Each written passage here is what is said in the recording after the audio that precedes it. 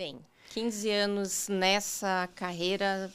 Para o policial, a gente todos os dias, se for um plantão, você vive 1000 histórias. Você sai de casa, você não sabe se vai ser um plantão calmo e você vai sair no horário e vai estar tudo certo, ou se você vai ficar ali na delegacia mais 20, 28 horas. Eu já fiquei 32 horas na delegacia Meu com Deus. ocorrência. Então, plantão é sempre uma caixinha de surpresas. A polícia traz pra gente um pouco de tudo. Infelizmente, um pouco da maldade de tudo. Eu brinco que a polícia separa ali o mundo a sociedade que crê um pouco nas cores, na alegria, na bondade, e tem isso, do mundo que é maldoso e que só tem a parte ruim. A gente fica na zona cinzenta, tentando proteger e fazer a barreira da sociedade para que todos possam ter uma vida pro lado melhor da vida. E a gente faz essa zona cinzenta que tem muito mais do que 50 tons de cinza. Dani, conta pra gente, pro pessoal aqui da Operação Lotus, como que foi seu começo? Como que você... Porque assim, a gente sabe, vocês vão saber agora, a Dani é de Manaus, né? O que aconteceu que você veio parar em São Paulo e é delegada? Conta pra gente a sua história, por favor.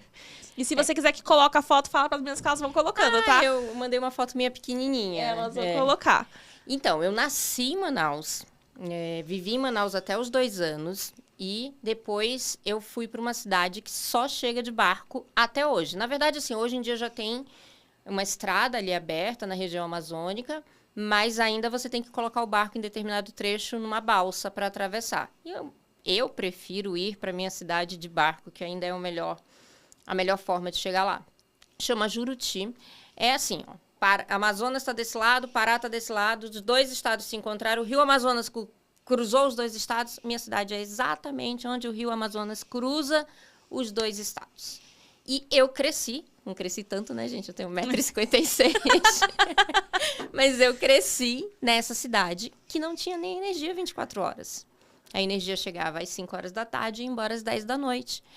Porque era diesel, né? Então, a nossa realidade era uma realidade muito diferente de uma realidade de uma pessoa que cresceu em São Paulo. A minha realidade, a minha infância, foi muito diferente de uma pessoa que cresceu aqui em São Paulo.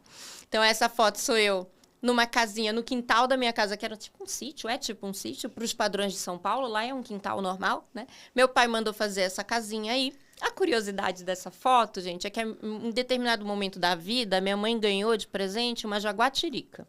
Para quem não conhece, uma jaguatirica é tipo um tigre pequeno da Amazônia, assim. Meu Deus! Ela ganhou uma jaguatirica baby, né? E ela resolveu criar aquele animal lá, porque minha mãe não matava bicho. E deve comer bem pouco, né? Com o tempo cresceu, tava comendo muito, né? Tava já comendo 7 quilos de carne por dia. A cidade não tinha energia, então matava-se um boi, a cidade era muito pequena, tinha um matador. E, para variar, fugiu da jaula e entrou nessa casinha onde estava eu e todas as menininhas da rua brincando. A gente ia ser um petisco para jaguatirica, né? Foi quando a minha mãe resolveu soltar o bicho lá na estrada mesmo, assim. Eu cresci nessa realidade, então eu não tinha atividades, por exemplo, eu não estudei inglês, eu não tinha balé, era uma cidade extremamente católica, foi fundada por um padre jesuíta, a cidade, então assim, era uma outra realidade. Até os meus 13 anos eu morei nessa cidade, porque também lá o estudo não continuava. Então, nós não tínhamos 2º grau no nível normal, era por módulo, então qual era o natural da vida ali? Quando você chegava em determinado período que você ia para fazer o ensino médio, você era obrigado, para continuar os estudos, a sair da cidade. Então, quando chegava ali pelos 14 anos, todos os adolescentes da cidade iam para as cidades vizinhas, onde tinham ensino regular para continuar estudando. E era muito longe a locomoção? Lá tudo a gente calcula por horas de barco, né? Então, eu tinha Óbidos, que ficava ali a 4 horas de barco, mas não era um destino muito comum para os estudantes. Qual que era o destino comum para os estudantes da minha cidade? Ou ia para Santarém, que é uma cidade próxima, hoje está ficando muito famosa por conta de Alter do Chão, ou ia para Santarém, que eram 12 horas de barco, ou ia para Manaus, que era 1 dia e meio, ou 1 dia, depende da correnteza do rio, de barco, ou ia para a capital, Belém, que aí também era uma outra opção. Mas aí a segunda e voltava a sexta. Não, morava na outra cidade. Aos 13 anos, nós ganhávamos uma carta de alforria, porque a gente ia morar em República. Ou às vezes outras pessoas moravam de casa de favor, na casa.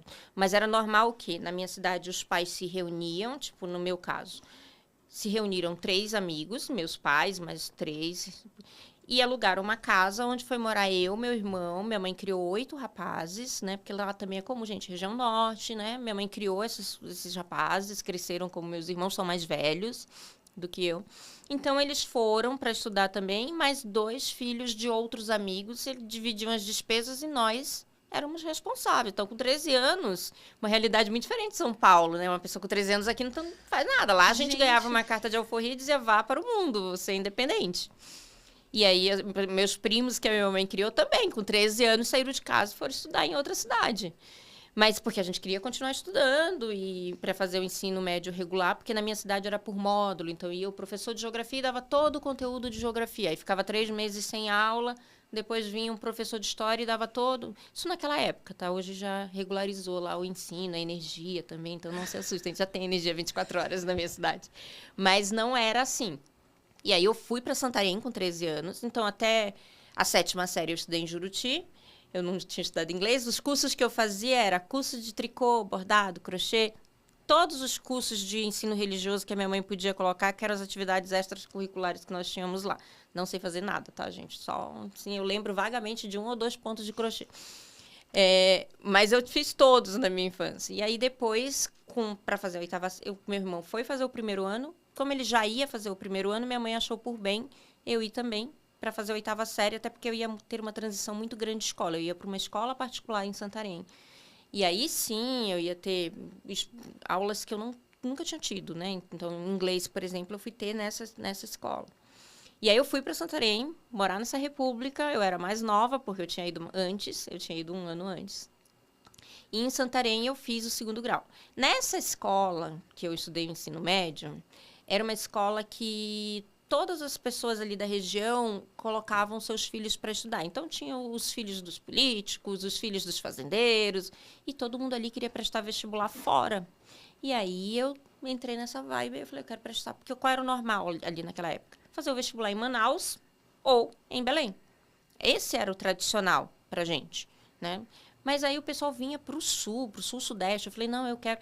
E de repente entrou na minha vida ali. Eu tô falando de 1994 a 98. Na internet não era essa coisa aí, tava surgindo. O computador eu tive acesso a primeira vez ali na escola. Não conseguia nem tinha entrado na internet ainda.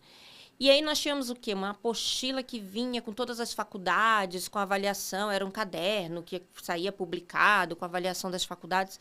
E eu encanei com o Unicamp, sem nunca nem pensar. E aí encanei com o Unicamp, comecei a separar. Você recebia um manual, você comprava e tinham as faculdades avaliadas, separadas por humanas, biológicas. E o pessoal da minha escola estava nessa vibe de prestar concurso, prestar vestibular para cá. E eu enfiei na minha cabeça que eu viria para São Paulo. Isso você estava com quantos anos? Eu tinha 15. 15 anos, né? Meu aí Deus. Eu fui ali, quando eu entrei para o ensino médio.